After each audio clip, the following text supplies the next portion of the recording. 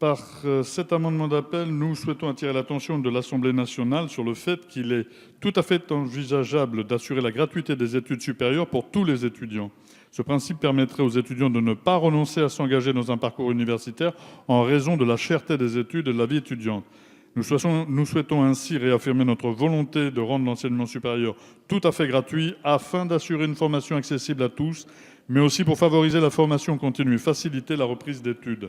La gratuité pourrait tout à fait être financée par la ponction des subventions données par l'État à des institutions privées. La puissance de la France dépend du niveau de qualification de notre peuple. L'université doit être la plus accessible possible et permettre l'augmentation de la formation générale du peuple français et du rayonnement de sa culture. Par conséquent, et afin d'assurer la recevabilité de notre amendement, nous souhaitons apporter l'ensemble des crédits de l'action 04 du programme Formation supérieure et recherche universitaire, établissement d'enseignement privé, à l'action 01 d'un nouveau programme intitulé Transition vers la gratuité des études supérieures. Merci. Merci. Monsieur le rapporteur. Monsieur le député, nous sommes ici, je crois, assez nombreux à défendre un modèle de financement des universités par la sphère publique qui finance, je vous le rappelle, plus de 95% du coût des études pour un étudiant de formation initiale et qui évite les dérives de l'endettement individuel qu'on connaît dans certains pays.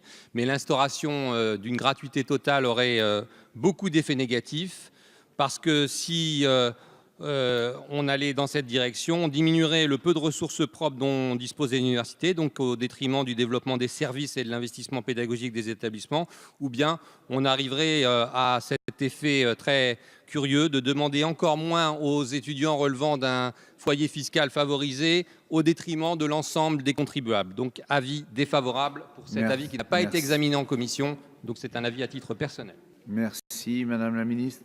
Même avis. Allez-y, prenez la parole.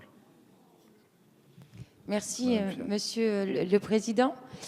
Monsieur le rapporteur, j'entends votre réponse, mais je pense qu'on va tous être d'accord aussi sur ces bancs pour dire que la réussite des étudiants français n'est pas un coût pour nous. C'est notre avenir, enfin, c'est nos enfants, nos étudiants. Comment on peut parler de coût en parlant d'études de nos enfants ? Enfin, c'est vraiment quelque chose d'important. Et il y a des gamins, et Madame la Ministre, je vous ai entendu tout à l'heure, enfin, on doit travailler pendant ces études, et certains, du coup, se retrouvent à plus travailler qu'à pouvoir faire leurs études, et ça ne fonctionne pas. Et tout le monde les mêmes chances, ce serait quelque chose de bien.